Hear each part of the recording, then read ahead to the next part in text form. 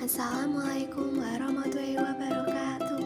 Hai teman-teman, perkenalkan nama saya Yeskia Putri Nabila dari kelas XAGL 3. Di sini saya akan menjelaskan tentang dokumen transaksi.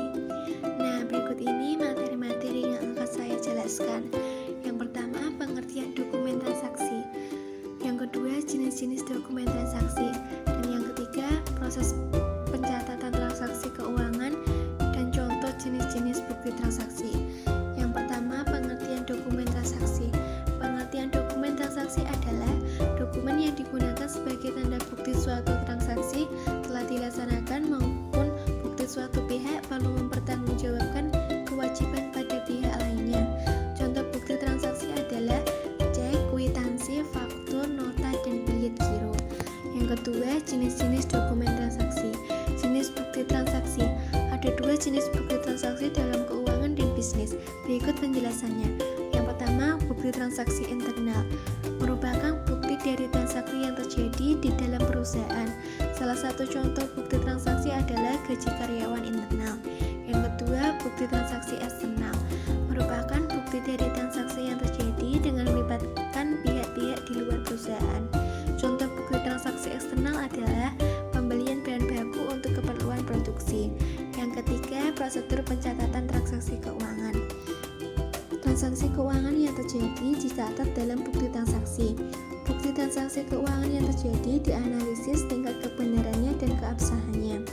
Kemudian, bukti transaksi yang terjadi setelah dianalisis dicatat ke dalam jurnal dan yang sudah dicatat disimpan sebagai arsip dokumen bukti transaksi. Contoh dokumen transaksi. Yang pertama, kwitansi.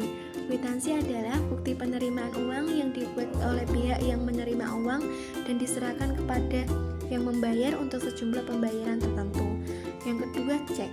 Cek adalah surat perintah dari nasabah kepada banknya untuk membayar sejumlah uang yang tertulis di dalam cek kepada orang atau perusahaan yang membawa cek tersebut, atau orang atau perusahaan yang namanya tercantum di dalam cek. Yang ketiga, bilet giro. Bilet giro adalah surat perintah dari nasabah suatu bank kepada bank untuk memindahbukukan sejumlah uang tertentu dari rekeningnya ke rekening penerima yang namanya disebutkan dalam bilet giro pada bank yang sama atau berbeda. Yang keempat, faktur.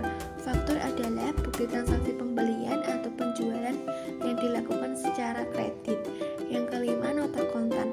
Nota kontan adalah bukti transaksi pembelian atau penjualan dengan pembayaran secara tunai. Yang keenam adalah nota kredit. Nota kredit adalah bukti transaksi penerimaan kembali barang yang telah dijual karena sebagian rusak atau tidak sesuai dengan pesanan. Yang ketujuh, nota debit.